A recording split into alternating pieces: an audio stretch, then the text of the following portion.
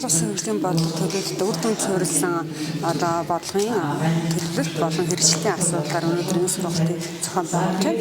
Сургалтанд болохоор 17 сумын одоо төлөөлөлт төрийн албан агшид мөн одоо аймгийн даргын эрхлэх асуудлын хүрээний агентлагийн холбогдох мөрөгчнүүдэд оролцсон сургалт байгаа.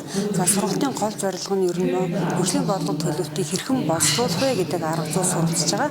Өөрөөр энэ бодлогын баримтчгүүдээ стратеги төлөвлөлт, байгууллага стратеги төлөвлөгөө, зам өндрийн албан агчийн гүйцэтгэлийн төлөвлөгөө, байгууллагын гүйцэтгэлийн төлөвлөгөөдөө хэрхэн уйж боловсруулах вэ гэдэг дээр арга зүй сургалтыг авч байгаа. За энэ нь болохоор улсын хэмжээнд 21 аймагт бол нэгэн зэргийн 7 хоногт бол зохион байгуулагдаж байгаа. Тэгээд энэ цаашдаа улсын зарим үйл ажиллагааны хөтөлбөр гарсантай холбогдуулаад аймаг сумын засаг даргын үйл ажиллагааг хэрхэн боловсруулах вэ?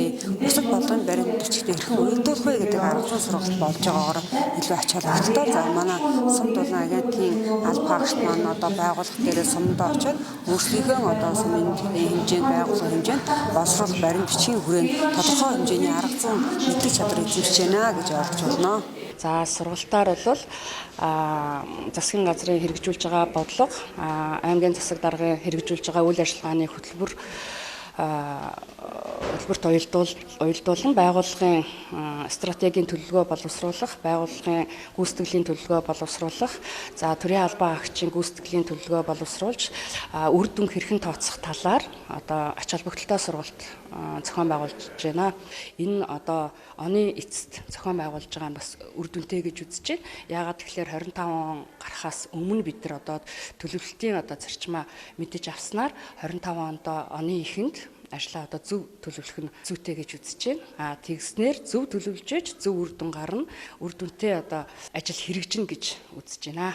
Ерөнхийдөө энэ сургалт маань бас яг цаг үеэ олсон. Одоо шинэ одоо 4 жилийн бодлого төлөвлөлтийг бас хийхэд бас ач холбогдолтой сургалт болж байна л да. Мэдээж төлөвлөлт сайн байж иж гүйцэтгэл бас сайн байна. Тэгэхээр одоо төлөвлөлтөө бас хийхдээ ямар бодлогын бичиг баримтуудыг бас бодлогын бичиг баримттай уялдуулж бас хийх талаараас энэ сургалтын дээр маань зааж зөвлөж өгч байна. Тэгэхээр энэ бүхэн дээр одоо засгийн газар болон аймагаас гарсан чиглэлийн дагуу сум орон нутгийнхаа одоо 4 жилийн бодлого төлөвлөлтийг бас төлөвлөхөд бас төхөн болсон юм сайхан сургалт боллоо.